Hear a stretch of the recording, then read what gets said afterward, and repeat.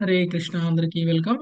ఈరోజు మనం శ్రీమద్ భాగవతంలో వేదమూర్తుల స్థుతులలో 27వ శ్లోకాన్ని చూద్దాం. 26 శ్లోకాల వరకు నిన్న చూసాం మనము. అయితే చివరిగా మనం ఆత్మ గురించి చూసాము. ఆత్మకి భౌతికమైనటువంటి పదార్థానికి మధ్య ఉన్నటువంటి భేదాన్ని చూసాం. ఏ విధంగా ఆత్మ శాశ్వతమైనది అనేటువంటి విషయాన్ని చూసాం. ఏవైతే కర్మలు మనం చేస్తున్నామో ఈ అశాశ్వతమైనటువంటి భౌతిక శరీరాన్ని ఉపయోగించి ఏవైతే మనం కర్మలు చేస్తున్నామో ఆ కర్మలు శరీరానికి కాదు, ఆ కర్మలు ఆత్మకి. ఈ ఆత్మ ఆ కర్మల కారణంగా అనేక శరీరాలని తీసుకుంటూ ఉంటుంది అనేటువంటి విషయాన్ని మనం నిన్న చూసాం. ఓకే, ఇంకా ఈరోజు మిగిలినటువంటి వేద స్థుతులు ఏమున్నాయి అనేటువంటిది ఈరోజు చూద్దాం. 27వ శ్లోకం. నాగలక్ష్మి మాతాజీ. హరే కృష్ణ ప్రభు.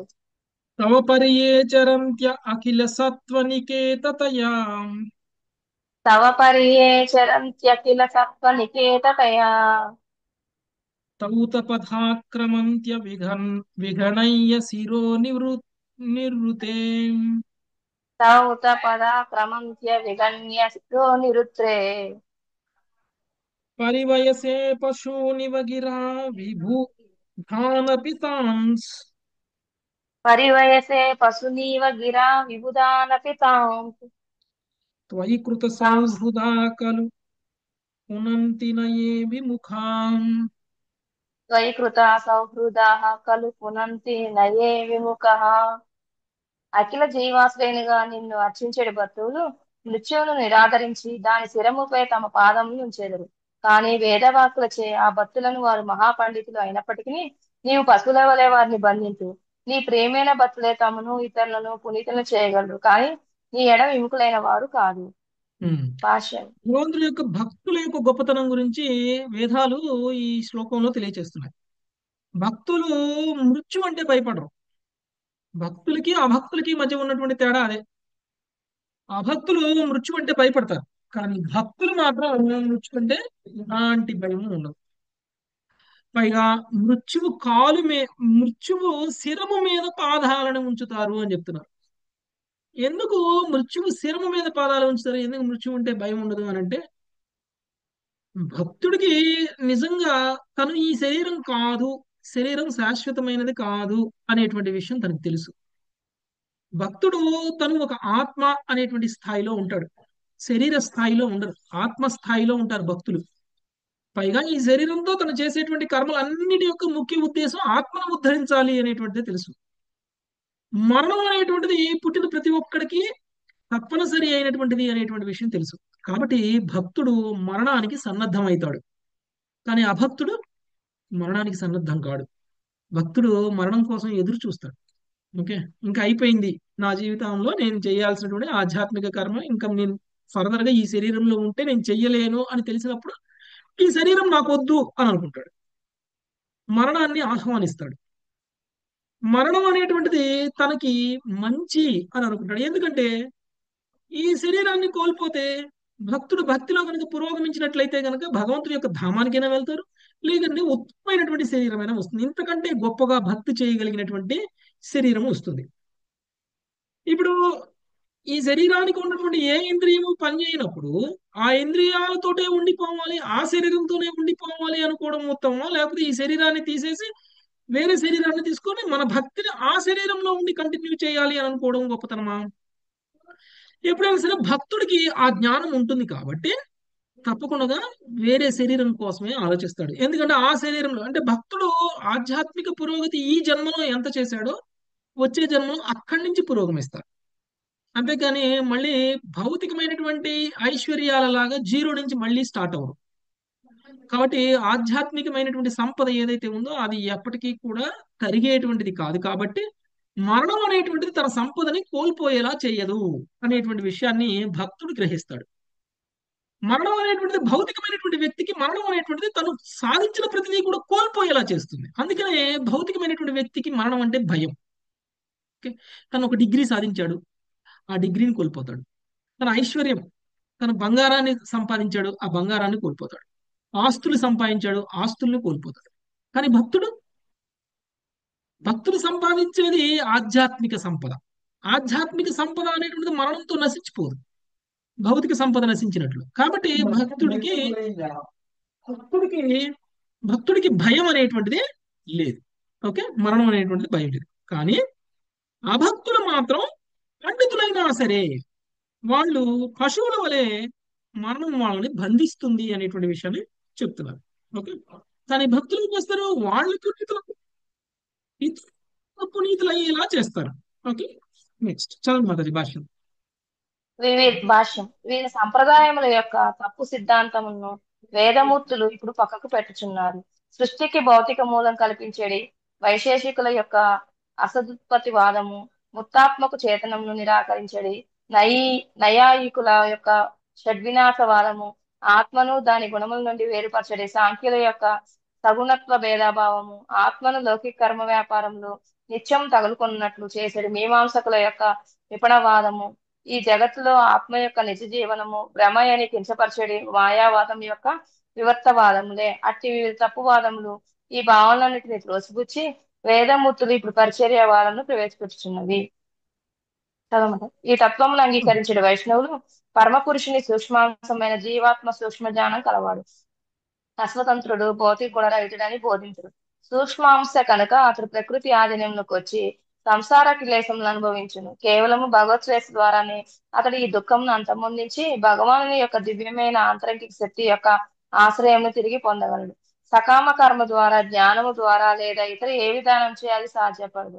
శ్రీమద్ భాగవతము 11.14.21 నందు స్వయముగా శ్రీకృష్ణుడే ఇట్లా పలికెను.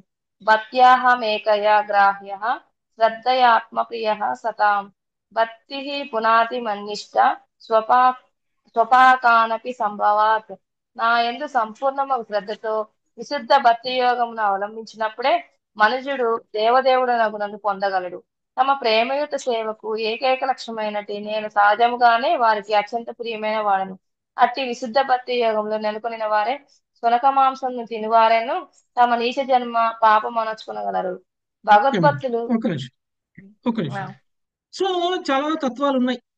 ఓకే, సాంఖ్య తత్వం అని, లేకపోతే మీమాంస సిద్ధాంతం అని, లేకపోతే సగుణత్వ భేదవాదం అని, లేకపోతే ఆత్మ ఆ, లేదా షడ్వినాశవాదం అని, లేదా మాయావాదులు చెప్పేటువంటి మాయావాదం అని, లేకపోతే ఈ వివిధ విఫణవాదం అని, ఇలాంటి అనేక రకాలైనటువంటి సిద్ధాంతాలు, అనేక రకాలైనటువంటి తత్వాలు, అనేక రకాలైనటువంటి కల్పనలు, ఇవన్నీ కూడా మనకి ఆత్మ యొక్క ఈ నిజత్వాన్ని మనకి తెలియచేయట్లేదు. ఓకే, ఆత్మ యొక్క నిజమైన స్థితి గురించి మనకి తెలియచేయటం లేదు. ఆత్మ ఏ విధంగా ఈ లోకంలో బంధింపబడుతుంది అనేటువంటి దానికి సొల్యూషన్ ఇవ్వడం లేదు. ఏ సిద్ధాంతం ద్వారా ఫాలో అయినా కానీ ఇప్పటి వరకు మనం చెప్పుకున్నట్లు ఒక భక్తుడు సాధించేటువంటి స్థితిని వాళ్ళు సాధించేలా చెప్పలేకపోతున్నారు. కాబట్టి ఆ, మనకి ఆచార్యులు ఏం చెప్తారు అని అంటే, మీరు ముక్తి మార్గంలో ప్రయాణం చేయాలి అని చెప్పేసి మీరు ఆధ్యాత్మిక ఆ, సముద్రాన్ని దాటాలి అనేటువంటి ప్రయత్నం చేస్తున్నటువంటి సందర్భంలో, అంటే ఈ యొక్క సాగరం, ఓకే, అంటే ఈ జర్నీ అనేటువంటిది సాగరాన్ని దాటినట్లు అనమాట. ఈ సాగరాన్ని దాటేటువంటి సమయంలో మీ జర్నీ ఏమీ చాలా సులువుగా ఉండదు. అంత సులువుగా జర్నీ ఉంటే ఎవరైనా ముక్తిని పొందేస్తారు కదా. ఈ తత్వవేత్తలందరూ ఉన్నారు చూసారా, ఇన్ని రకాల సిద్ధాంతాలు, ఇన్ని రకాల వాదాలు చెప్పేటువంటి వీళ్ళందరూ కూడా మనల్ని మన మార్గం నుంచి డైవర్ట్ చేస్తారు. ఏ విధంగా అయితే సముద్రాన్ని ఈదుతూ మనకి శక్తి సామర్థ్యాలు ఉన్నాయి, మనం సముద్రాన్ని ఈదుదాం, అవతల ఒడ్డుకి చేరదాం అనేటువంటి ప్రయాణం మొదలుపెట్టినప్పుడు మార్గ మధ్యంలో మనకి ఎన్నో ముసళ్ళు, ఎన్నో ఆ, పెద్ద పెద్ద చేపలు మనల్ని ఎలా ఆపుతాయో, ఎలా అడ్డగిస్తాయో, మనతోటి యుద్ధం ఎలా చేస్తాయో, అవన్నీ వాటన్నిటిని కూడా దాటుకొని మనము ఈ ఈ సముద్రాన్ని ఈదాలి. అలానే ఆధ్యాత్మిక సాగరంలో కూడా ప్రయాణం చేయడం, అవతలి ఒడ్డుకి చేరడము, ఈ భౌతిక ఒడ్డు నుంచి ఆధ్యాత్మిక ఒడ్డుకి చేరడం కూడా ఒక సాగరంలో మనం ప్రయాణం చేస్తున్నటువంటి ఈత లాంటిదే. ఈ మార్గ మధ్యంలో వచ్చేటువంటి ఈ ముసళ్ళు, ఈ పాములు, లేకపోతే ఇతర ఏ ఆ జలచరాలైనా సరే మనల్ని అడ్డుకోవడానికి వచ్చేటువంటి వాళ్ళందరూ కూడా ఎవరు పాపాత్ములు కాదు, వాళ్ళందరూ కూడా ఇలాంటి తత్వవేత్తలు. ఓకే, ఈ తత్వవేత్తలు ఏం చేస్తారు, మనల్ని వాళ్ళ తత్వంతో మనల్ని కన్విన్స్ చేసి మనము ఫాలో అయ్యేటువంటి మార్గాన్ని వదిలిపెట్టేలా చేస్తారు. అందుకని చాలా మంది ఒక్కొక్కరు ఒక్కొక్క రకమైనటువంటి సిద్ధాంతాన్ని నమ్ముతూ మేము సరి అయినటువంటి మార్గంలో ఉన్నాము అని అనుకుంటున్నారు. అది చాలా మూర్ఖత్వము. దానివల్ల మన మార్గం నుంచి తప్పుకుంటున్నాము. అది మనల్ని చరమగమ్యానికి ఎప్పటికీ కూడా చేర్చదు. అందుకనే ఒకవేళ కనుక మనం భక్తులమైనట్లయితే మనకి పండితులమా కాదా, లేకపోతే నేను ఆ, శుద్ధ సత్వగుణంలో ఉన్నానా లేదా, లేదంటే నేను సత్వగుణంలో ఉన్నానా లేదా, లేదంటే నేను వర్ణాశ్రమ ధర్మంలో ఉన్నానా లేదా, లేదంటే నేను ఉత్తమమైన బ్రాహ్మణున్నా లేకపోతే క్షత్రియున్నా లేకపోతే వైశ్యున్నా శూద్రున్నా అనేటువంటిది కూడా సంబంధం లేదు. ఒకవేళ మనం చండాలులమైనా సరే భక్తి యోగానికి గనక వచ్చేసినట్లయితే, అంటే మన పుట్టుకతో మనం ఎలా అయినా సరే, మన గుణ కర్మలతో మనం ఎలాంటి వాళ్ళమైనా సరే, మనం గనక భక్తి యోగంలోకి వచ్చాము అని అంటే ముక్తి మార్గం సుగమమైనట్లే. భగవంతుణ్ణి మనము పొందగలము. మన జీవితాన్ని, మన ఆత్మను మనం పావనం చేసుకునేటువంటి ఒక అవకాశం అనేటువంటిది కేవలం భక్తి యోగమే కనిపిస్తుంది తప్ప ఏ కర్మ విధానము, ఏ జ్ఞాన విధానము, లేకపోతే ఏ ఇతర తత్వ వేత్తలు చెప్పేటువంటి తత్వాలు కానీ మనల్ని ఈ భౌతిక ఆ స్థాయి నుంచి ఆధ్యాత్మిక స్థాయి వరకు మనల్ని తీసుకెళ్ళలేవు అనేటువంటిది మనకి ఇక్కడ చెప్తున్నారు. ఓకే, వేదాలు చెప్తున్నాయి అలా అని. Okay, next. భగవద్భక్తులు భగవానుని సకలము యొక్క ఆశ్రయముగా అర్చింతురు. వైష్ణవుల యొక్క స్థానము ఆశ్రయము భౌతిక ఆధ్యాత్మిక జగత్తుల యొక్క సత్వమనడి భావనలో వారిని కూడా అఖిల సత్వ నికేతనము అని పిలవవచ్చు. ఈ విధంగా శ్రీపాద మధ్వాచార్యులు తమ వేదాంత సూత్ర భాష్యంలో శృతి మంత్రంని ఇట్లు తెలిపిరి. సత్యం హవేదం విశ్వమసృజత సృజత. ఈ జగత్తును అతడు సత్యమైనదిగా సృజించెను. శ్రీమద్ భాగవతము 7.1.11 నందలి సప్తమ స్కందము ప్రధాన పుణ్యాం నరదేవ సత్యకృత్ భౌతిక పదార్థము జీవులతో కూడిన నిజ జగత్తు యొక్క సృష్టికర్త అని భగవాన్ని సూచించినది. అఖిల సత్వ నికేతనం నాకు శ్రీల విశ్వనాథ చక్రవర్తి ఠాకూర్లు మరి ఒక గహనమైన అర్థంని ఇట్లా శ్రీరి. భగవద్ధామములు కానే కావు కనుకనే అవి వైకుంఠములని పిలువబడినవి. తమ చింతాదూరములు అపరిమితములు. ఎవరి భక్తియుత సేవను భగవానుడు స్వీకరించెను అట్టి భక్తులు భగవద్రక్షణ పట్ల నిశ్చయులై ఉండి మృత్యువునకు ఎంత మాత్రం భయపడకుందురు. మృత్యువు కేవలం వారికి భగవద్ధామ పయనంలో ఒక సులభమైన అడుగు మాత్రమే యగును. కానీ ఓకే, ఒక్క నిమిషం. సో భక్తులు ఆ గొప్పతనం గురించి ఇంకా మనకి భాష్యంలో ఏమని చెప్తున్నారు అని అంటే, భగవంతుణ్ణి ఆశ్రయించడం భక్తుణ్ణి ఆశ్రయించడం అనేటువంటి దాంట్లో రెండిట్లో ఏమీ తేడా లేదు. ఒక భక్తుడిని ఆశ్రయించాము, ఆ భక్తుడికి సేవ చేశాము అంటే భగవంతుడికి సేవ చేసిన దాంతోనే సమానం. ఓకే. సో అయితే మనకి శ్రీమద్ భాగవతం సప్తమ స్కందం కూడా మనకి ఏం చెప్తుందంటే, భౌతిక పదార్థము జీవులతో కూడినటువంటి నిజ జగత్తు యొక్క సృష్టికర్త అని భగవానుని సూచిస్తుంది. ఓకే, భగవంతుడి యొక్క గొప్పతనం అంటే ఈ జగత్తు ఆ ఈ ఈ జగత్తుకి పరముగా, అందుకనే పరతత్వము అని అంటాం మనం భగవంతుణ్ణి. ఓకే. సో మనకి ఆ, అఖిల సత్య నికేతనము అనేటువంటి పదానికి శ్రీ విశ్వనాథ చక్రవర్తి ఠాకూర్లు ఏం చెప్తున్నారంటే, ఆ భగవద్ధామము అంటే వైకుంఠ లోకము, శాశ్వతమైనటువంటి లోకము, ఎక్కడైతే ఆ చింతలు లేవో అలాంటి లోకము. అది అపరిమితమైనటువంటిది.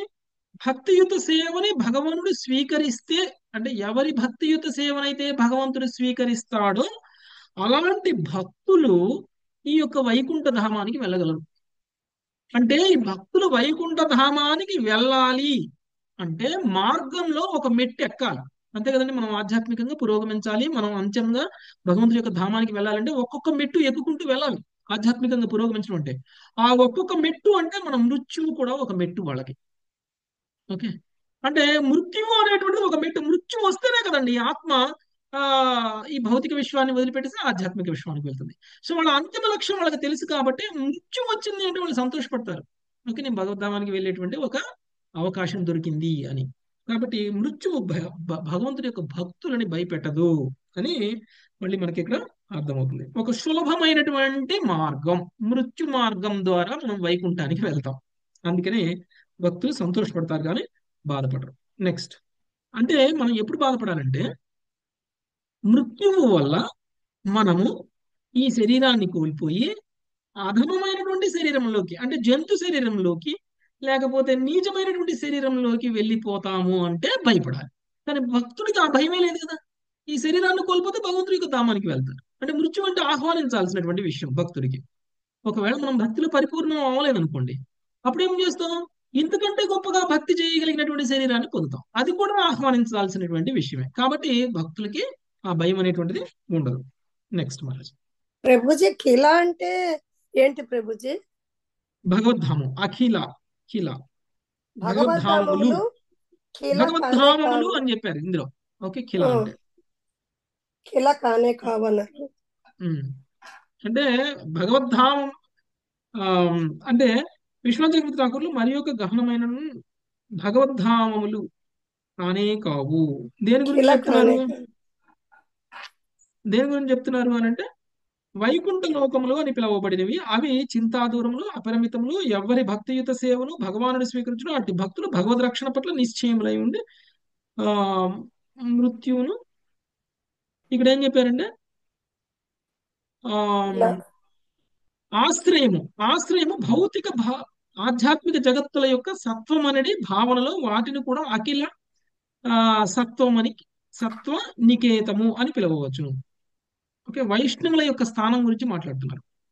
ఓకే, వైష్ణవుల యొక్క స్థానము ఆశ్రయ భౌతిక ఆధ్యాత్మిక జగత్తుల యొక్క సత్వం అనేది భావనలో వారిని కూడా అఖిల సత్వము అని అంటే ఆ వైష్ణవుల యొక్క స్థానము ఆ, అఖిల సత్వనికేతము అని పిలుస్తున్నారు అనమాట. ఓకే, అంటే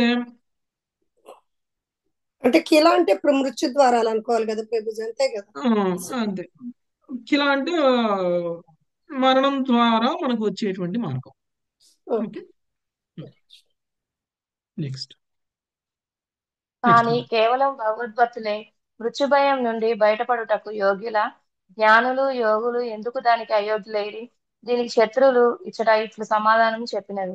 భగవద్ అనుగ్రహం కొరకు ఆ దేవదేవుని వైపునకు ముఖమును త్రిప్పని వాడు అనగా విముఖుడైన వాడు శరణాగతులకు భక్తులను జ్ఞానవంతులను చేసేది అవే వేదవాక్కులచే మోహబద్ధులయ్యేదరు. స్వయముగా వేదంలే ఇట్లు హెచ్చరించి ఉన్నది. తస్య వాక్త నిరానామాని దామాని తస్యేదం వాక్త నిర్నామాని దామాని తస్యేదం వాచా తంత్య నామావిద్దామపి సర్వం సితం. ఈ దివ్య ధ్వని తంతువులు పవిత్రనామ దారమునే కాక బంధించే త్రాలను కూడా తయారు చేయను. తమ ఉపదేశ రజ్ఞుచే వేదములు సమస్త జగత్తును బంధించి సకల జీవులను మిథ్యా ఉపాధిచే బందీలుగా చేసివేయను. మనకి వేదాలు అనేవి భగవంతుడి ద్వారా ఇవ్వబడ్డాయి, శృతులు. ఓకే, కానీ శృతులు భగవంతుడి ద్వారా ఇచ్చినా కానీ అవి అందరినీ కూడా భగవంతుడి యొక్క ధామానికి తీసుకెళ్లే విధంగా ఆకర్షించట్లేదు. అందుకనే మనకి భగవద్గీతలో కూడా ఒక విషయం వస్తుంది. వేదాలలో చెప్పబడినటువంటి మధురమైనటువంటి వాక్కులు పుష్పిత వాక్కులు అంటారు. వేదాలలో చెప్పబడినటువంటి పుష్పిత వాక్కులు. పుష్పిత వాక్కులు అంటే ఏంటంటే మనల్ని ఆకర్షించేటువంటి వేదాలు ఏవైతే ఉన్నాయో, అంటే వేద మంత్రాలు కొన్ని మనల్ని ఆకర్షిస్తాయి. యాక్చువల్గా చూస్తే వేదాలలో ఎక్కువ శాతం ఇలా ఆకర్షించేటువంటివే ఉన్నాయి. ఆ ఆకర్షించేటువంటి వేదవాక్కులు మనల్ని ఏం చేస్తున్నాయంటే ఈ భౌతిక విశ్వంలో బంధిస్తున్నాయి. ఏ వేదాలైతే మనల్ని ఈ భౌతిక విశ్వం నుంచి ఆధ్యాత్మిక విశ్వానికి తీసుకెళ్ళడానికి ఉపయోగపడుతున్నాయో ఏ వేదాలు మనల్ని ఈ భౌతిక విశ్వంలో బంధింపబడడానికి కూడా కారణమవుతున్నాయి. ఓకే, ఎందుకంటే ఈ వేదాలు అనేటువంటివి కొన్ని ఆధ్యాత్మిక కర్మలు మనతో చేపిస్తాయి. ఆ ఆధ్యాత్మిక కర్మల యొక్క లక్ష్యం ముఖ్యంగా ముక్తి అయి ఉండదు, అవి కర్మకాండ అయి ఉంటుంది. ఈ పుష్పిత వాక్కులు అంటే కర్మకాండ. కర్మకాండ అంటే మనం దేవుళ్ళకి దేవతలకి మొక్కుకుంటాం కదండి. నాకు ఈ కోరిక తీర్చు, నాకు ఆ కోరిక తీర్చు, నేను నీకు ఈ ముడుపు కడతాను ఆ ముడుపు కడతాను అని మొక్కుకుంటాం కదా. అలాంటివి అంటే ఇంకా వేదాల్లో ఇంకా యజ్ఞాలు యాగాలు ఇక దానాలు ధర్మాలు కూడా చెప్పబడి ఉన్నాయి. ఇలాంటి భౌతికమైనటువంటి లాభాలు పొందడం కోసం మనకి వేదాలు అనేక మార్గాలు ఇచ్చాయి. ఇవన్నీ కూడా పుష్పిత వాక్కులు అంటారు. అంటే మనల్ని కూడా ఆకర్షించటం కోసం వేదాల వైపు. మాక్సిమం వేదాలన్నీ కూడా ఇలానే ఉన్నాయి. కానీ అక్కడితోనే ఆగిపోయాము అని అంటే మనము భౌతిక విషయంలోనే బంధింపబడతాం. అందుకనే భక్తులు పొందేటువంటి గమ్యాన్ని జ్ఞానులు యోగులు కర్ములు పొందలేకపోతున్నారు. కర్ములైతే కేవలం ఇందులోనే ఉండిపోతారు, కర్మకాండలోనే ఉండిపోతారు. కానీ జ్ఞానులు యోగులు కూడా అత్యుత్తమైనటువంటి భక్తులు పొందేటువంటి మార్గాన్ని ఎందుకు పొందలేకపోతున్నారు అంటే ఈ వేదాలలో చెప్పబడినటువంటి ఈ జ్ఞానం ఆకర్షించేటువంటి జ్ఞానం అయితే, లేకపోతే హయ్యర్ ఫిలాసఫీలు అయితే, తత్వాలు అయితే వీటికే ఆకర్షితులు అయిపోతున్నారు జ్ఞానులు. అంతేగాని పరతత్వానికి ఆకర్షితులు కావట్లా. జ్ఞానానికి ఆకర్షితులు అవుతున్నారు. అందుకనే వీళ్ళు కూడా పొందలేరు, చివరికి కర్మలు కూడా పొందలేరు. చివరికి పొందేది ఎవరు? భగవంతుని అంటే ఓన్లీ కేవలం భక్తులు మాత్రం. చాలా అరుదుగా ఉంటారు వీళ్ళు. వేదాలలో చెప్పబడినటువంటి ఇలాంటి ఆకర్షించేటువంటి మంత్రాలకి వాళ్ళు ఆకర్షితులు కాకుండా, వాటి యొక్క సారం ఏదైతే ఉందో, వాటి యొక్క ముఖ్య ఉద్దేశం ఏదైతే ఉందో, భగవంతుడి ధామాన్ని చేరుకోవడానికి అవసరమైనటువంటి వేదాలు చెప్పేటువంటి మెసేజ్ని వాళ్ళు తీసుకోగలుగుతారు. మిగిలిన ఎవరు కూడా తీసుకోలేదు. అందుకనే వైష్ణవ సాంప్రదాయాలు ఏవైతే ఉన్నాయో వాటిని ఫాలో అవడం వల్ల మనకు వచ్చేటువంటి లాభం అది.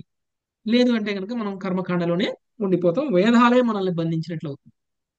ఏ ఏ పుణ్య కార్యాలు వేదాలు చేయమంటున్నాయో ఆ పుణ్య కార్యాలే మనల్ని ఈ భౌతిక విషయంలో బంధిస్తాయి. నెక్స్ట్. ఆత్మ పరమాత్మల సత్యత్వము అవరోక్షమైనది, కానీ అది కేవలము ఆధ్యాత్మిక దృష్టి కలిగిన వానికే సాధ్యము. కల్మష హృదయములకు తత్వవేత్తలు పొరపాటుగా ఈ సత్యమును పరోక్షమైనదని అనగా కేవలము కల్పనము చేయలేనిదే కానీ ఎన్నడను ప్రత్యక్షానుభూతికి రానిదని ఊహింతురు. అట్టి వారి జ్ఞానము సత్యత్వం యొక్క చిన్న విషయములను గురించిన సందేహమును అపార్థమును తొలగించుటలో వారికి తోడ్పడవచ్చునేమో కానీ మాయను అతిక్రమించి పరతత్వం చేరుటలో నిరుపయోగమగును. సాధారణ నియమమును బట్టి శ్రద్ధతో విశుద్ధ ప్రేమయుత సేవను వనరించిన భక్తులే అవరోక్ష జ్ఞాన రూపంలో భగవదనుగ్రహమును పడయుదురు. భగవానుని మహత్వం యొక్క అద్భుతమగు కరుణ యొక్క ప్రత్యక్షానుభూతియే అపరోక్ష జ్ఞానము. ఆ యోగ్యుల ఎడను అనుగ్రహమును చూపుటకు భగవానుడు సర్వస్వతంత్రుడు. దుర్మార్గులకు దానవులను స్వయంగా వధించి అతడు అట్లు చేయుచుండును. కానీ మాయావాదులను నాస్తిక తత్వవేత్తలను అనుగ్రహించుటకు అతడు ఎంత మాత్రం ఇష్టపడడు. జ్ఞానుల గురించి మాట్లాడుతున్నారు. ఈ జ్ఞానులు వాళ్ళకు ఉన్నటువంటి చిన్న చిన్న డౌట్లని, లేకపోతే ఎవరికైనా మీలాంటి మాలాంటి వాళ్ళకు వచ్చేటువంటి చిన్న చిన్న డౌట్లను క్లారిఫై చేయడానికి వాళ్ళ జ్ఞానం అనేటువంటిది బాగానే ఉంటుంది. కానీ ఆ జ్ఞానంతో వాళ్ళు ఏమి భగవంతుడి ప్రత్యక్షానుభూతిని ఏమి పొందలేరు, అంటే ముక్తి మార్గాన్ని ఏమి వాళ్ళు చేరలేరు. విశుద్ధ ప్రేమ, విశుద్ధ భక్తియుత సేవ చేసినటువంటి భక్తులకి మాత్రమే అది సాధ్యమవుతుంది.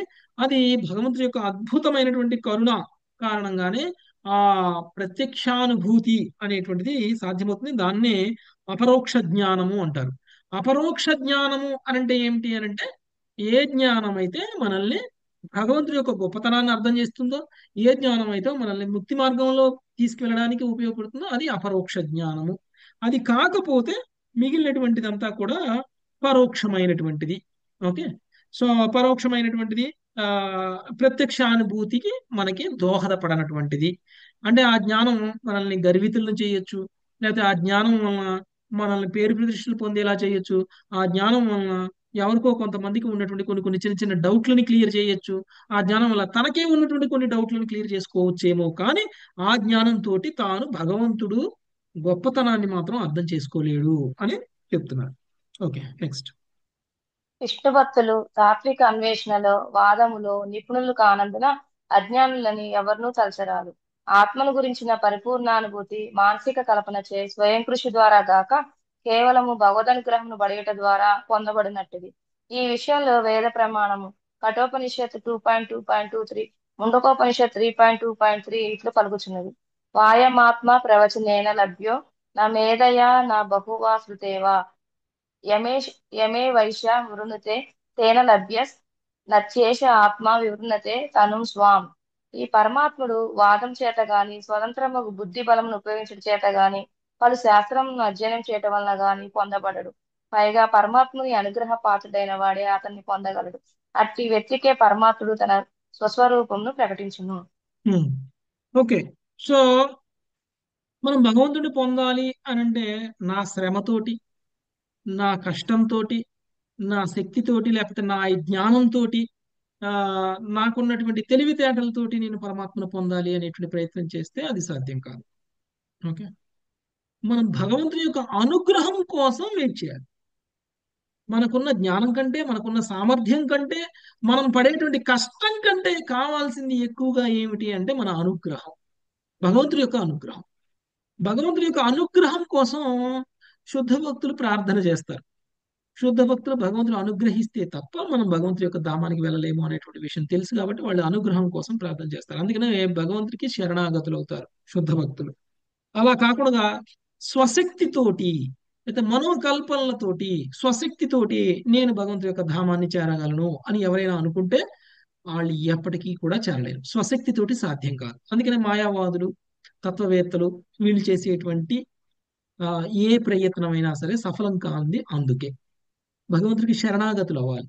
ఓకే, తత్వాలు చెప్పడం కాదు, భగవంతుడికి శరణాగతులు అవ్వాలి.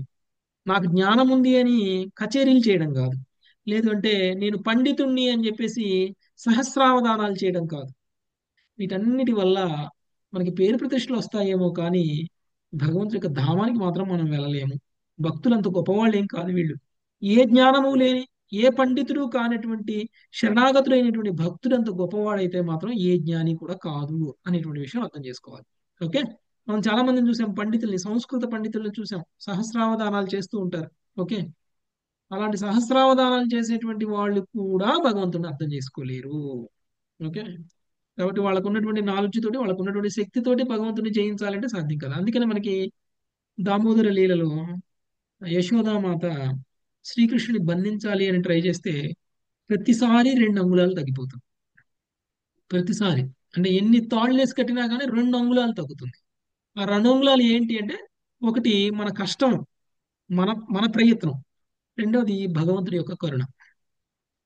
కేవలం మన ప్రయత్నమే ఉందనుకోండి, భగవంతుడి కరుణ లేదనుకోండి, కట్టలేం, సాధ్యం కాదు. ఒకవేళ మన ప్రయత్నం కొంచెమే ఉన్నా కానీ భగవంతుడి యొక్క కరుణ ఉంటే మాత్రం సాధ్యమవుతుంది. కాబట్టి భగవంతుడి కరుణ కోసం మనం ప్రయత్నం చేయాలి కానీ కేవలం నేను కష్టపడతాను, నేనే ప్రయత్నం చేస్తాను, నాకు ఎవరి సహాయం అవసరం లేదు, నాకు భగవంతుడి సహాయం కూడా అవసరం లేదు, నేను భగవంతుడి ధామానికి వెళ్ళాలంటే ఎందుకంటే నేను అంత కష్టపడతాను అని అనుకుంటే అది సాధ్యం కాదు. ఇదేమి ఎగ్జామ్ కాదు, 10th స్టాండర్డ్ లేదా 11th standard 12th standard exam కాదు. మనం కష్టపడి పాస్ అవుతాం అని అనుకోవడానికి మనం ఎంత కష్టపడినా కానీ భగవంతుడి కృప లేకపోతే మనకు అది సాధ్యం కాదు. కాబట్టి భగవంతుడి కృప ఎప్పుడు వస్తుంది మనకి? భక్తులుగా మారినప్పుడు భక్తిలో వస్తుంది. ఉన్నప్పుడు. భక్తులుగా మారినప్పుడు మాత్రమే భగవంతుడి యొక్క కృప అనేటువంటిది లభిస్తుంది, లేకపోతే లభించదు. ఓకే, నెక్స్ట్ లావణ్య మాతాజీ చదవండి. హరే కృష్ణ ప్రభుజీ. భక్తుని విజయమును గురించి శృతులు వేరొక చోట ఇట్లు వర్ణించినవి. దేహంతే దేవః పరం పరం బ్రహ్మ తారకం యచస్తే. దేహాంతము పిమ్మట పవిత్రాత్ముడు ఆకాశమున నక్షత్రములను చూసిన చందమున స్పష్టముగా పరబ్రహ్మమును గాంచగలడు. చివరి వాక్యంలో శ్వేతాశ్వతరోపనిషత్ 6.2.3 వైష్ణవులను ఉత్సాహపరచు ఇట్లు పలికినది. యస్య దేవే పరాభక్తిర్యదా దేవే తదా గురో తస్య తే కదితాహ్యర్థః ప్రకాశంతే మహాత్మనః.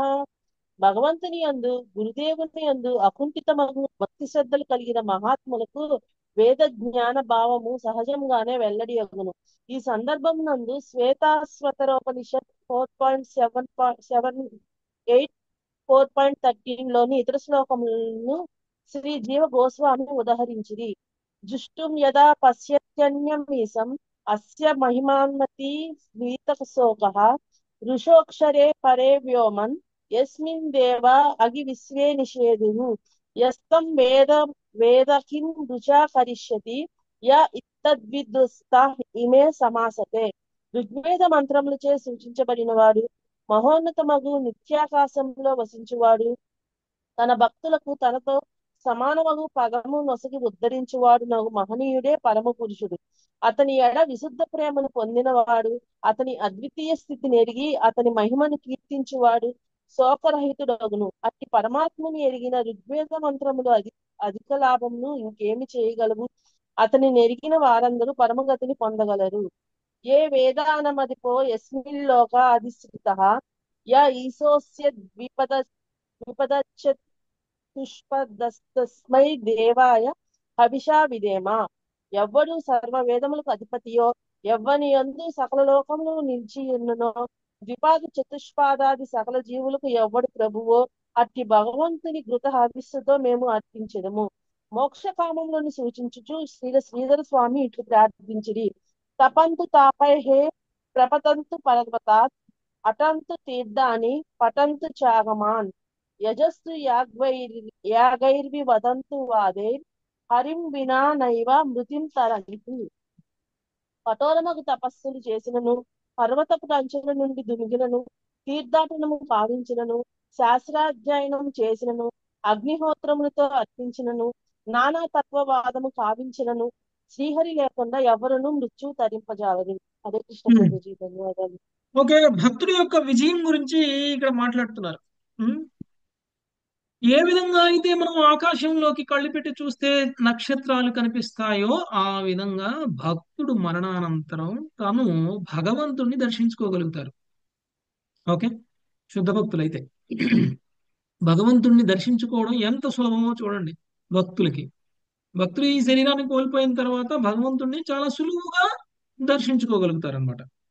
కానీ మరి వేద జ్ఞానాల్ని అన్నిటినీ కూడా తెలుసుకున్నటువంటి వ్యక్తి కూడా ఇది చేయలేడు. మరి అలా అయితే మరి భక్తులకి మరి వేద జ్ఞానం అవసరం లేదా అండి? మరి ఏ వేద జ్ఞానం చదవకుండా ఏ తత్వం తెలియకుండానే మరి భక్తుడు అంటే మరి అయిపోతే మాత్రం మనకంటే గొప్పవాళ్ళు కదా వాళ్ళందరూ, మనం ఏ జ్ఞానము లేనటువంటి వాళ్ళు కదా, జ్ఞానం ఉన్న వాళ్ళు గొప్పవాళ్ళుగా అని అనుకోవచ్చు. కానీ ఏం చెప్తున్నారు ఇక్కడ అనంటే, ఒకవేళ కనుక నువ్వు వేద జ్ఞానం లేకపోయినా, నీకు శాస్త్రం చదవకపోయినా, నువ్వు ఒకవేళ శుద్ధ భక్తులు గనక కాగలిగితే వేద జ్ఞాన వేదాన్ని చదివినటువంటి వ్యక్తులు పొందినటువంటి జ్ఞానం ఏదైతే ఉంటుందో ఆ జ్ఞానం మొత్తం కూడా మనకి ఆటోమేటిక్ గా వచ్చేస్తుంది. మనం ఏం చదవనవసరం, మనం ఏమీ చదవకుండానే మనకి ఆ జ్ఞానం మొత్తం లభిస్తుంది అనేటువంటి విషయం మనకి ఇక్కడ చెప్తున్నారు.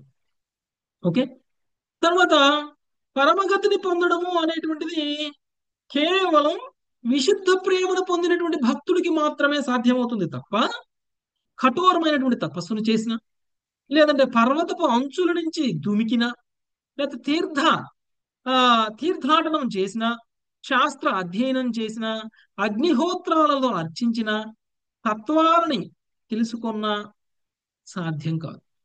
శ్రీహరి లేకుండా మృత్యువుని తరింపజాలలేరు. అంటే మనం చేసేటువంటి ఏ కార్యానికైనా భగవంతుడితో సంబంధం లేకుండా చేయడం అనేటువంటిది, అంటే భగవంతుడి స్పృహతో చేయకుండా ఉండడం అనేటువంటిది, అంటే భగవంతుడికి భక్తిగా చేయడం అనేటువంటిది ఏదైతే ఉందో దాని వలన మృత్యువు మనల్ని తరించదు. భక్తుడి యొక్క మృత్యువు ఆకాశంలో నక్షత్రాన్ని చూసినంత ఈజీగా భగవంతుడిని చూపిస్తుంటే, ఆ భక్తుడి యొక్క మృత్యువు అలా చూపించదు. మనం ఎంత గొప్ప శక్తి సామర్థ్యాలు కలిగినటువంటి వాళ్ళమైనా, లేదంటే పండితులమైన శాస్త్రాధ్యయనం చేసినప్పటికీ మనకు అది సాధ్యం కాదు. ఓకే, అది మనకి శుద్ధ భక్తులు పొందేటువంటి పరమగమ్యము. శుద్ధ భక్తులు కానటువంటి వాళ్ళు ఎంత గొప్ప వాళ్ళైనా పొందలేరు అనేటువంటి విషయాన్ని మనకి ఈ శ్లోకం తెలియజేస్తుంది. ఓకే, నెక్స్ట్ 28వ శ్లోకం.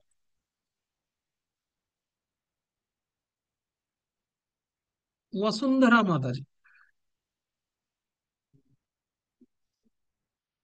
వసుంధర చక్రవర్తి, మంజులత మాతాజీ అన్మ్యూట్ చేసుకోండి. హరే కృష్ణ ప్రభుజీ. త్వమకరణ స్వరాడ అఖిల కారక శక్తిధర, వమకరణః స్వరాడ అఖిల కారక శక్తిధరా, స్తవ బలిముద్వహంతి సమధంత్య జయా నిమిషా, తవ బలిముద్వహంతి సమద్యంత్య జయా నిమిషాః, వర్షాభుజో అఖిల క్షితిపతేరివ విశ్వసృజో, వర్షాభుజో అఖిల క్షితిపతేరివ విశ్వసృజో, విదధతి యత్రయే త్వధికృతా భవతశ్చకితా, విదధతి యత్ర ఏ త్వధికృతా భవతశ్చకితాః. భౌతికేంద్రియములు లేని వాడయ్యవును, నీవు ఎల్లరి ఇంద్రియ శక్తులను పోషించునట్టి స్వరార్థువు. దేవతలు స్వయముగా ప్రకృతి తమ ఉపాసకులచే అర్పించబడిన కానుకలను అనుభవించుచునే నీకు కానుకలను అర్పింతురు. ఇది ప్రజలు తమ కొసగిన కానుకలను సామంతరాజులు తాము అనుభవించుచునే అఖిల రాజ్యాధినేతకు కానుకలను సమర్పించుట వంటిది. ఈ ప్రకారము విశ్వ పాలకులందరూ తమ అధికృత కార్యములోని నీ భయము వలన శ్రద్ధతో వనరింతురు. భాష్యము. బుద్ధిమంతులకు జీవులందరూ ఒక నిమిషం. భగవంతుడికి భౌతికమైనటువంటి ఇంద్రియాలు ఉండవు మనకున్నట్లు. అలా అని భగవంతుడు ఇంద్రియాలు లేవు కదా, భగవంతుడికి మనలాగా ఇంద్రియాలు లేవు కదా అని ఇంద్రియాధీశుడైతే కాకుండా లేడు. మనందరి ఇంద్రియాలకి అధిపతి ఎవరండి? ఋషికేశుడి ప్రభు. హృషికేశుడు. హృషికేశుడు అంటే ఎవరండి? స్వయంగా ఇంద్రియాలు శ్రీకృష్ణ భగవాన్. అందరి ఇంద్రియాలకు అధిపతి ప్రభు. అందరి ఇంద్రియాలకు అధిపతి కాబట్టి ఇంద్రియాల శక్తులన్నింటినీ పోషించేటువంటి స్వరాట్టు అని చెప్తున్నారు కృష్ణుడిని. ఓకే, భగవంతుడిని ఉద్దేశించి స్వరాట్టు అని చెప్తున్నారు. స్వరాట్టు అంటే స్వతంత్రుడు. స్వతంత్రుడు అంటే తనకి మన ఇంద్రియాలు అవసరం లేదు ఆయన సంతోషపడడానికి. అంటే ఇప్పుడు మనం అందరం యజ్ఞాలు చేస్తున్నాం కదా, మనం ఏం చేస్తున్నాం? మన చేతులు, మన కాళ్ళు, మన చెవులు, మన నోరు, మన కళ్ళు, మన శరీరాన్ని ఉపయోగించి మనం యజ్ఞం చేస్తున్నాం. దీనివల్ల మనం భగవంతుడిని సంతృప్తి పరచడం కోసమే చేస్తున్నాం. అవసరమా ఈ సంతృప్తి భగవంతుడికి? అంటే భగవంతుడికి మన ఇంద్రియాలను ఉపయోగించుకొని తన సంతృప్తి పడాలా? అవసరం లేదు ప్రభుజీ. అవసరం లేదు. ఏ విధంగా అయితే గంగలో నీళ్ళని గంగకే వదిలితే, లేదంటే సూర్యుడికి దీపం చూపిస్తే ఎలాంటిదో అలాంటిదే మనం చేసేటువంటి కర్మలన్నీ కూడా. ఎందుకంటే భగవంతుడు స్వరాట్ కాబట్టి, స్వయం ప్రకాశుడు. ఓకే, తను దేని మీద ఆధారపడాల్సినటువంటి అవసరం లేదు. అయితే మనం చేసేది ఎందుకు మరి? భగవంతుడు ప్రసన్నం కోసమే, కానీ దానివల్ల మనకే లాభం కావాలి, అందుకు మనం చేస్తున్నాం. ఓకే, భగవంతుడు ప్రసన్నమైతే మనకేమి లాభం? ఉం? భగవంతుడు ప్రసన్నమైతే మనకేమి లాభం? ప్రసన్నం కాకపోతే ఏంటి నష్టం? భగవద్భక్తి లభిస్తుంది, భగవద్ధామాన్ని చేరుకోగలము, మన కష్టాలు ఉండవు, భగవంతుడు ప్రసన్నమయ్యాడంటే మన భౌతిక కష్టాలన్నీ తీరిపోతాయి. తీరిపోతుంది. లేదు అంటే మళ్ళీ తిరిగి తిరిగి భౌతిక లోకంలోకి వచ్చేస్తూ ఉంటాం. అందుకని మనం అర్పించేటువంటిది ప్రతిదీ కూడా భగవంతుడు ఏమి మనం అర్పించిన దాంతో సంతోషపడరు. మనం అర్పించిన దానికోసం భగవంతుని ఎదురు చూడరు. మనం ఏం భగవంతుని ఉద్ధరించాల్సిన అవసరం లేదు. మనం ఏది అర్పించినా అది మన శుద్ధి కోసం, మనం ఏది అర్పించినా అది మన పవిత్రత కోసం. దానివల్ల మనమే లాభం పొందుతాం. గంగలో స్నానం చేసే వ్యక్తి గంగాదేవికి గంగలోంచి నీళ్లు తీసుకునే అర్పిస్తాడు. అలా అన్నమాట. భగవంతుడి దగ్గర నుంచి తీసుకున్నది భగవంతుడికి అర్పిస్తున్నాం. ఓకే, నెక్స్ట్ చదువు మాతాజీ. బుద్ధిమంతులకు జీవులందరూ భగవంతుని సర్వ సౌభమత్వమును అంగీకరించి ఇష్టపూర్తిగా అతని భక్తియుక్త సేవలో నెలకొనవలెను. వేదమూర్తుల యొక్క ఏకాభిప్రాయము ఇదే. కాని ఈ స్తుతులను వినునప్పుడు నారాయణుడు ఇట్లు అడిగేటి అవకాశం ఉన్నది. నేను కూడా ఇంద్రియములతోనూ అవయములతోనూ కూడినట్టు దేహము కలవాడును కనుక అన్యకర్త వలె భోక్త వలె కాకుందునా. ఎల్ల జీవుల హృదయములలో పరమాత్ముడిగా నేను అసంఖ్యాకముకు ఇంద్రియావయములను పర్యవేక్షించుచున్నందున సమస్తముకు ఇంద్రియ భోగమునందు నేనెట్లు చిక్కుబడకుందును. దానికి ప్రత్యుత్తరముగా శ్రుతులనియు లేదు. నీకు భౌతికేంద్రియములు లేకున్నను ఎల్లరకు పరమ నియామకుడువు అని ధృవపరిచినవి. దీనిని గురించి శ్వేతాశ్వత రోపనిషత్ 3.18 నందు ఇట్లు చెప్పబడినది. అపాని పాదోజవన గ్రహీత పశ్యత్య చక్షు శృణోత్య కర్ణః తవేత్తి వేద్యం నచ తస్య వేత్త తమాహురగ్యం పురుషం పురాణం. అతనికి పాదములు కాని హస్తములు కాని లేవు, అయినను అతడు అత్యంత వేగముగా పరుగుదీయును, దేనినైనను పట్టుకొనును. నేత్రములు గాని కర్ణములు గాని లేనప్పటికీ అతడు చూచును వినును. ఎవరు అతనిని ఎరుగరు, అయినను అతడే జ్ఞానము నెరిగినవాడు, జ్ఞాన లక్ష్యమునై ఉన్నాడు. ఋషులు అతనిని పరమ ఆది పురుషునుగా వర్ణింతురు. ఓకే, చదివేది ప్రభు. ఒక నిమిషం. సో బుద్ధిమంతులైనటువంటి వాళ్ళు భగవంతుడికి ఇష్టపూర్తిగా సేవ చేస్తారు, కానీ అయిష్టంగా ఏం చేయరు. ఓకే, ఎందుకు సేవ చేస్తారు అంటే ఆ సేవ అనేటువంటిది తననే తరిస్తుంది కాబట్టి చేస్తారు. ఇంకొకటి ఇంద్రియ భోగం అనేటువంటి, ఇప్పుడు ఎల్లరి జీవుల హృదయాల్లో పరమాత్మునిగా అసంఖ్యాకమైనటువంటి ఇంద్రియావయవములను పర్యవేక్షించుచున్నందున సమస్తము ఇంద్రియ భోగం నందు నేనెట్లు చిక్కుపడకుందును. అంటే ఇప్పుడు నారాయణుడికి ఇంద్రియాలు ఉన్నాయా? భౌతికమైనటువంటి ఇంద్రియాలు ఏమి లేవు కదా. నారాయణుడికి భౌతికమైనటువంటి ఇంద్రియాలు ఏమీ లేవు. మరి మనకున్నటువంటి భౌతికమైనటువంటి ఇంద్రియాలన్నిటితోటి మనం అనుభవిస్తున్నాం కదా, ఆత్మ అనుభవిస్తుంది కదా. ఆత్మతో పాటు భగవంతుడు పరమాత్మగా కూడా విస్తరించి మన శరీరంలో ఉన్నారు కదా. ఆత్మ అనుభవిస్తున్నట్టే పరమాత్మ కూడా అనుభవించవచ్చు కదా. ఉదాహరణకి పరమాత్మ కూడా అనుభవిస్తుంది అని అనుకుందాం. మనం తిన్నటువంటి స్వీట్ ని ఆస్వాదిస్తే మన ఆత్మ సంతృప్తి పొందుతున్నట్లు పరమాత్మ కూడా సంతృప్తి పొందుతుంది అని అనుకుందాం.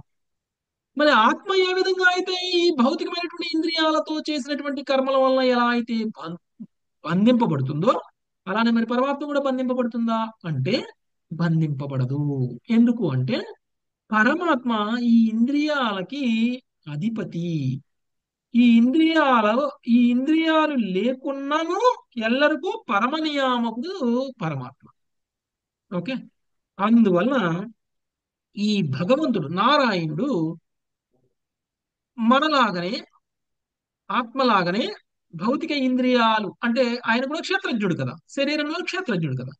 కాబట్టి ఆత్మ ఏ విధంగా క్షేత్రజ్ఞుడై ఇంద్రియాల కర్మల వల్ల బంధితుడవుతున్నాడో, భగవంతుడు కూడా క్షేత్రజ్ఞుడై ఇంద్రియాల కర్మల వల్ల బంధింపబడకపోవడానికి కారణం ఆ ఇంద్రియాలకి అతీతమైనటువంటి వాడు. ఆ ఇంద్రియాల యొక్క కర్మలతోటి సంతృప్తి పొందాలి అని అనేటువంటి స్థాయిలో భగవంతుడు లేడు కాబట్టి. ఈ ఇంద్రియాలతో ఇందాక మనం చెప్పుకున్నాం కదండి, ఇంద్రియాలతో మనం చేసేటువంటి కర్మలన్నీ కూడా మనల్ని ఉద్ధరించడానికే, మన ఆత్మను ఉద్ధరించడానికే, కానీ భగవంతుడిని ఏదో సంతృప్తి పరచడం కోసం కాదు.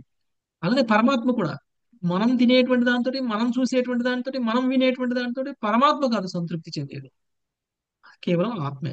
కాబట్టి పరమాత్మ అందుకనే బద్ధుడు కాడు. ఒకవేళ ఆత్మ కూడా సంతృప్తి చెందలేదనుకోండి, మనం చేసేటువంటి భౌతిక ఇంద్రియాలతో చేసేటువంటి పనులతో ఆత్మ కూడా సంతృప్తి చెందలేదనుకోండి, అప్పుడు ఏం చేస్తాం? ఈ ఇంద్రియాలతో ఆ పనులు చేయడం మానేస్తాం. ఇంద్రియాలతో ఆ పనులు చేయడం మానేసినప్పుడు ఆటోమేటిక్ గా ఆత్మకు కూడా అలాంటి కర్మలు చేయరు కాబట్టి బంధింపబడడం అనేటువంటిది జరగదు, బద్ధులు అవడం అనేటువంటిది జరగదు. Okay, next. పరమపురుషుని హస్తములు, పాదములు, నేత్రములు, కన్నములు సాధారణ బద్ధజీవుని హస్తాదుల వంటివి కావు. బద్ధజీవుని హస్తాదులు భౌతిక పదార్థమైన మిథ్యాహంకారము నుండి వచ్చినట్టివి కాగా, భగవానుని దివ్య సుందర లక్షణములు సాక్షాత్తుగా అంతరంగిక ప్రకృతి ప్రకటములే. అందువలన బద్ధజీవుని ఆత్మ దేహము వలె కాక, భగవానుడు అతని దేహము అన్ని విధముల ఏకమే అయ్యున్నవి. పైగా అతని కరకమలములు, పద సరోజములు, పద్మ నేత్రములు, ఇతరాంగములు కార్య పరిమితిని కలిగి ఉండవు. దీనిని గురించి తొలి జీవి అయిన బ్రహ్మదేవుడు ఇట్లి కీర్తించుండెను: అంగాని యస్య సకలేంద్రియ వృత్తిమంతి, పశ్యంతి పాంతి కలయంతి చిరం జగంతి, ఆనంద చిన్మయ సద్భుజ్వల విగ్రహస్య గోవిందమాది పురుషం తమహం భజామి. ఆనందమయము, చిన్మయము, సారవత్మమయ మయమునై ఆ విధముగా పరమోజ్వలములైన దివ్య రూపము కలవాడు. ప్రతి అంగము సకలేంద్రియ వృత్తులను కలిగి ఉన్నదిగా నున్నవాడు. ఆధ్యాత్మిక భౌతిక లోకములను నిత్యము గాంచుచు పోషించుచు ప్రకటించువాడునైన ఆది పురుషుడు గోవిందుని నేను భజింతును. బ్రహ్మ సంహిత 5.32. భగవంతుని యొక్క పాదాలు, హస్తాలు, నేత్రాలు, కర్ణాలు బద్ధజీవుని యొక్క పాదాలు, హస్తాలు, నేత్రాలు, కర్ణాలు లాంటివి కావు. మన కళ్ళతోటి మనం ఏం చేస్తామండి? కేవలం చూస్తాం. మనం కళ్ళతో తింటామా? తినలేము. కళ్ళతో చేసే పనులే చేస్తాం. కానీ భగవంతుడు కళ్ళతో తింటారు కూడా. భగవంతుడి యొక్క ఇంద్రియాలు ఏ ఇంద్రియమైనా సరే ఇతర ఇంద్రియాలతోటి మనం ఎలాంటి పనులు అయితే చేస్తామో అలాంటి పనులు ఏ ఇంద్రియమైనా చేయగలం. అది భగవంతుడి యొక్క ఇంద్రియాలకి మనకి తేడా. అంటే మనం నోటితోనే తింటాము, భగవంతుడు కళ్ళతోటి కూడా తింటారు, చెవులతోటి కూడా తింటారు, ముక్కుతోటి కూడా తింటారు. అదే రుచి, అదే ఆస్వాదన భగవంతుడికి కలుగుతుంది. అంటే ఏ ఇంద్రియంతోటైనా ఏ పనైనా చేయగలరు భగవంతుడు అనేటువంటిది మనకి ఇక్కడ తెలుస్తుంది. కాబట్టి భగవానుడి యొక్క దివ్య సుందర లక్షణాలను సాక్షాత్తుగా ఆంతరంగిక ప్రకృతి ప్రకటనలే. అదే మనకి బ్రహ్మ సంహితలో కూడా అదే విషయాన్ని చెప్పడం జరిగింది. అంగాని యస్య సకలేంద్రియ బుద్ధిమంతి, పశ్యంతి పాంతి కలయంతి చిరం జగంతి, ఆనంద చిన్మయ సదుజ్వల విగ్రహస్య గోవిందమాది పురుషం తమహం భజామి. ఓకే, ప్రతి అంగము సకల ఇంద్రియముల వృత్తులను కలిగి ఉంటుంది అనేటువంటిది మనకి బ్రహ్మ సంహితలో బ్రహ్మదేవుడు మనకి తెలియజేయడం అనేటువంటిది జరిగింది. కాబట్టి జీవుడు లాంటి వాడు కాదు భగవానుడు. జీవుడికి ఉన్నటువంటి లక్షణాలు, జీవుడికి ఉన్నటువంటి పరిమితమైనటువంటి శక్తులు భగవంతుడికి లేవు. మనకున్నటువంటి ఒక ఇంద్రియంతో మనం ఆ ఇంద్రియంతో చేసే పని సక్రమంగా చేయలేము. మనకున్నటువంటి కళ్ళు కూడా పరిమితమైనటువంటి దృష్టినే కలిగి ఉన్నాయి. ఒకవేళ పరిమితమైనటువంటి దృష్టిని కలిగి ఉండకపోతే ఎక్కడో ఉన్నదాన్ని కూడా మనం చూడగలగాలి, కానీ అలా చూడలేకపోతున్నాం. ఒకవేళ చూసిన దూరంగా ఉన్న వస్తువును చూసినా కానీ అది ఉన్నటువంటి నిజమైనటువంటి సైజులో మనకు కనపడదు, చిన్నగా కనిపిస్తుంది. ఎంత పెద్దదైనా సరే చిన్నగా కనిపిస్తుంది దూరం నుంచి చూస్తే. అంటే మనకున్నటువంటి కళ్ళు అనేటువంటి ఇంద్రియానికి ఉన్నటువంటి పరిమితి ఎలా ఉంది అని అంటే, మనం చూడగలిగే శక్తి ఉన్నా ఆ చూపు కూడా కొంత పరిమితులను కలిగి ఉంది. కానీ భగవంతుడికి భగవంతుడు అపరిమితమైన అపరిమితమైనటువంటి ఇంద్రియాలను కలిగి ఉన్నారు. ఆ అపరిమితమైనటువంటి ఇంద్రియాలు కూడా ఎలా, ఏ ఇంద్రియంతో అయినా ఏ ఇంద్రియం పనైనా చేయగలరు. అలాంటి శక్తి సామర్థ్యం. అందుకని భగవంతుని మనం అర్థం చేసుకోవడం అనేటువంటిది చాలా కష్టం. Next next Hare Krishna. ఉమాదేవి మాత చదువుతారా? ఉమాదేవి మాత, సునీత హరిబాబు మాత చదువుతారా? హరే కృష్ణ ప్రభుజీ, చదువుతాను ఆ, ప్రభుజీ. ఉమాదేవి మాత చదవండి.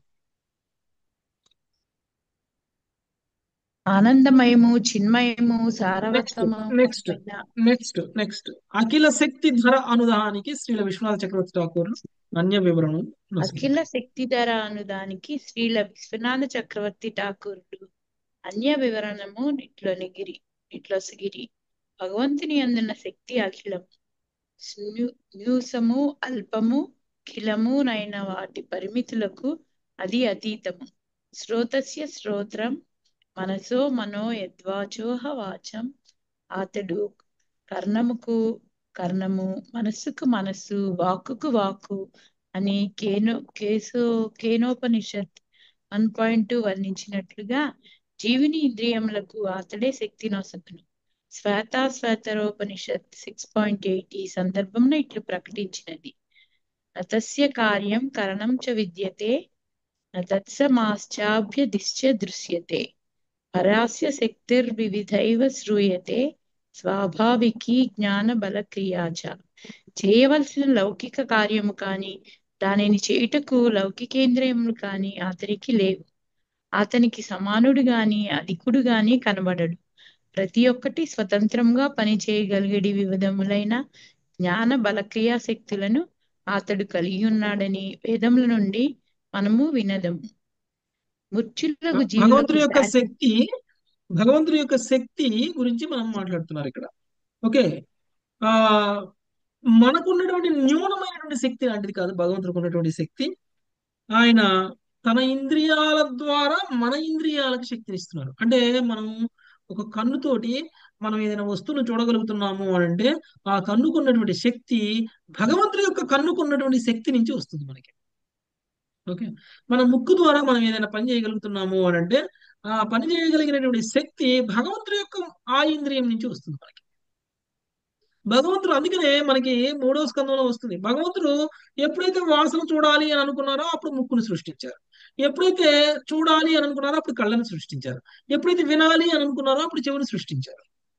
ఓకే, అంటే మనకి ఇప్పుడు ఈ సృష్టించినటువంటి చెవులు ఇవన్నీ కూడా ఏంటి సృష్టి అంటే భౌతికమైనటువంటి సృష్టి, ఆది భౌతికమైనటువంటి అంశాలు ఇవన్నీ. వీటన్నిటికీ కూడా భగవంతుడే శక్తిని ఇస్తున్నారు. అప్పుడే మనం ఇవన్నీ కూడా చూడగలుగుతున్నాం, లేకపోతే ఇవి చూడటానికి సాధ్యం కాదు. అలా శక్తిని ఇవ్వడం కోసం భగవంతుడు ఏం చేస్తున్నారు, ఒక్కొక్క ఇంద్రియానికి ఒక్కొక్క అధిష్టాన దేవతని ఆ, నియంత్రిస్తున్నారు. ఒక అధిష్టాన దేవతని అపాయింట్ చేస్తున్నారు. సో అలా అధిష్టాన దేవత అంటే ఇప్పుడు మనం కళ్ళతోటి చూడగలగడానికి కళ్ళకు ఉన్నటువంటి అధిష్టాన దేవత సహాయంతో మనం చూడగలుగుతున్నాం. అంటే సూర్యుడి సహాయంతో మనకి కళ్ళు ఉన్నాయి, అదే కళ్ళు అలానే తెరిచి ఉంచుతాం. కానీ చీకటి ఉందనుకోండి చూడగలుగుతామా? చూడలేం. చూడలేం ప్రభు. కాబట్టి ఆ అధిష్టాన దేవత అనేటువంటిది భగవంతుడు నియమిస్తున్నటువంటి దేవత. కాబట్టి మనం ఉన్నటువంటి భౌతికమైనటువంటి ఇంద్రియాలు పనిచేస్తుంటే మనం ఆ భౌతికమైనటువంటి ఇంద్రియాలతోటి గర్వితులం కాకూడదు. నువ్వు వినంది నేను వినగలుగుతున్నా, నువ్వు చూడంది నేను చూడగలుగుతున్నా, నువ్వు వాసన చూడంది నేను వాసన చూడగలుగుతున్నా, నువ్వు తినలేని రుచిని నేను తినగలుగుతున్నా, నేను స్పైసీ కూడా తినగలుగుతా, లేదంటే స్వీట్ కూడా తినగలుగుతా అని చెప్పుకోవడం గొప్పగా. మన ఇంద్రియాలు అలా పనిచేయడానికి ఏ విధంగా భగవంతుడు సహకరిస్తున్నాడు అనేటువంటిది గొప్ప. ఓకే, మనం ఎన్నో పుణ్యం చేసుకుని ఉంటాం, అందుకని మన ఇంద్రియాలన్నీ సక్రమంగా పనిచేస్తున్నాయి. ఎందుకు? భగవంతుడి యొక్క కరుణ వల్ల పనిచేస్తున్నాయి. ఇది మనం ఎక్నాలెడ్జ్ చేయాలి.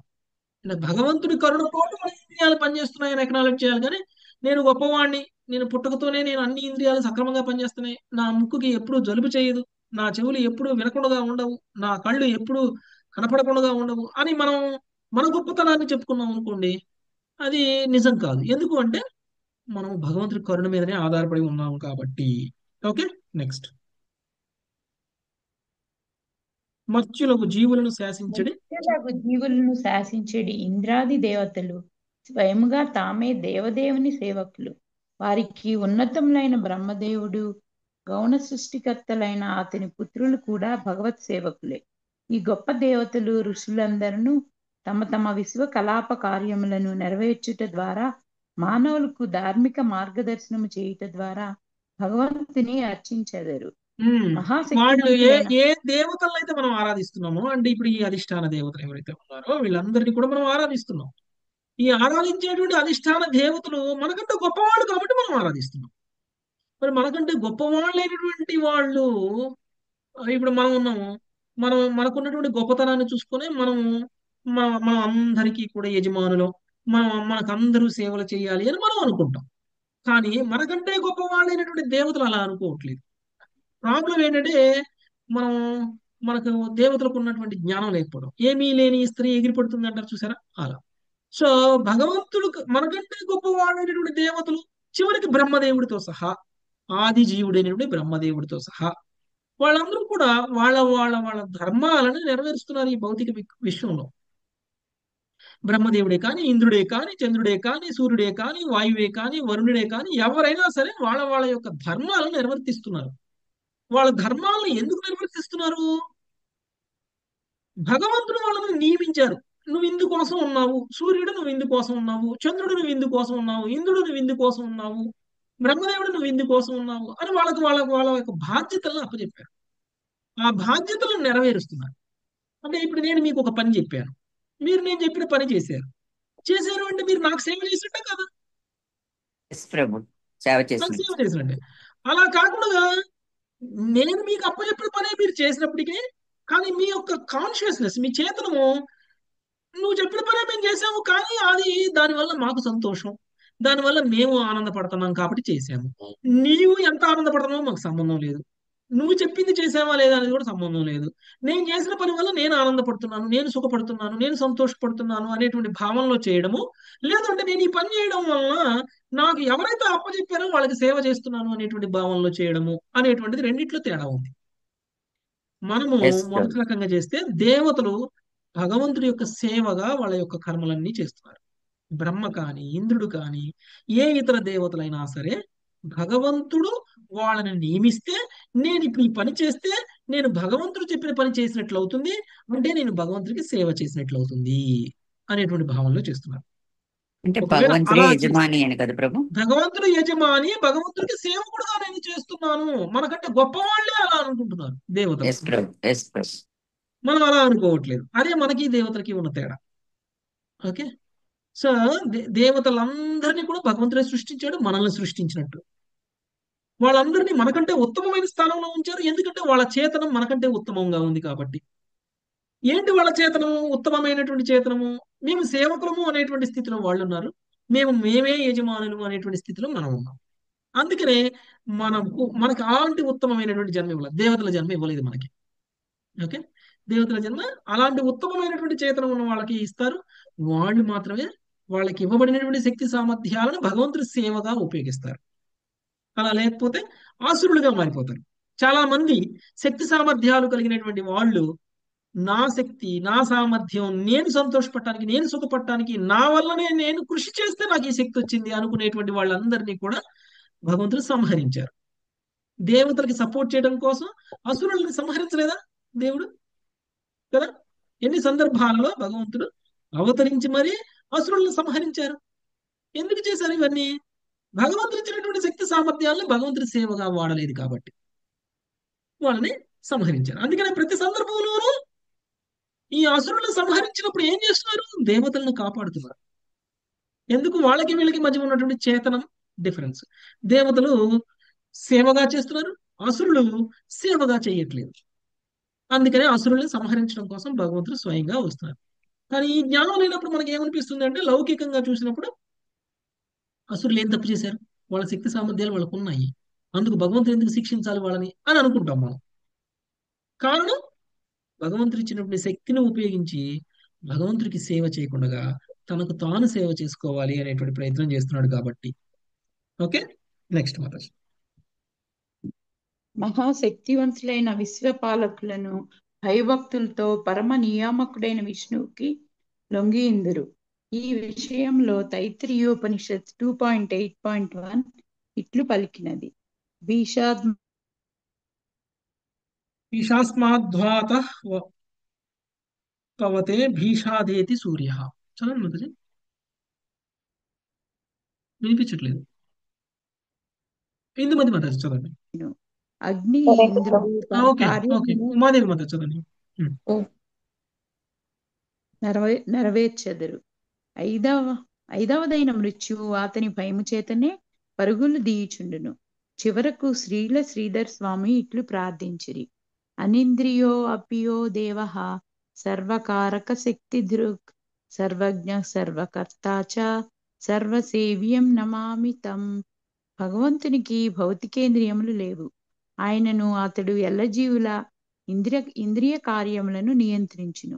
అతడే సమస్తము నెరిగినవాడు, సకల కార్యములకు చరమకర్త, ఎల్లరి భక్తి గమ్యమునై ఉన్నాడు. అతనికి నా వందనములు. Hare Krishna Prabhuji. Okay, thank you. So విశ్వపాలకులు అంటే ఎవరండి? విశ్వపాలకులు అంటే దేవతల ప్రభుజీ. దేవతలు. పాలించేవారు ఓకే, కదా ప్రభు, దేవతలు. విశ్వపాలకులు అంటే దేవతలే. ఈ దేవతలందరూ కూడా పరమనియామకుడైనటువంటి విష్ణువుకి లొంగి ఉన్నారు. ఓకే, లొంగి ఉండమంటే మేము ఆయనకి సేవకులము అనేటువంటి భావంలో ఉన్నారు. అదే మనకి తైత్రీయ ఉపనిషత్తు కూడా మనకి తెలియజేస్తుంది. ఇంద్రుడు కానీ లేకపోతే ఇతర ఏమైనా సరే. ఓకే, చివరికి భగవంతుడి యొక్క భయము వలననే ఈ విశ్వపాలకులు అందరూ కూడా పనిచేస్తున్నారు. ఓకే, ఈ ఇంద్రుడు సూర్యుడు ఒక రోజు ఆగితే ఏమైంది? మనం అందరం బాగా రోజు కష్టపడ్డాం అనుకోండి, ఒక రోజు ఏమనుకుంటాం, రెస్ట్ తీసుకుందాం అనుకుంటాం. మనకి సాటర్డే సండే ఎందుకు ఇచ్చారు? శనివారం ఆదివారం సెలవు. రెస్ట్ తీసుకోనని ప్రభు. తీసుకోవడానికి. మరి సూర్యుడికి వద్దా రెస్ట్? చంద్రుడికి వద్దా ఇస్తే రెస్ట్? అల్లకల్లోలం అయిపోతుంది. సూర్యుడు మేము కూడా ఒక రోజు రెస్ట్ తీసుకోవాలి అని కనుక ఒకసారి కూర్చున్నారు అనుకోండి, ఏమైపోతుంది? మొత్తం అల్లకల్లోలం అయిపోతుంది ప్రభు. అల్లకల్లోలం అయిపోతుంది. అందుకనే సూర్యుడు తిరుగుతూనే ఉన్నారు. ఎందుకు తిరుగుతున్నారు రెస్ట్ తీసుకోకూడదు అంటే, నేను ఆగితే భగవంతుడు దండిస్తారు నన్ను.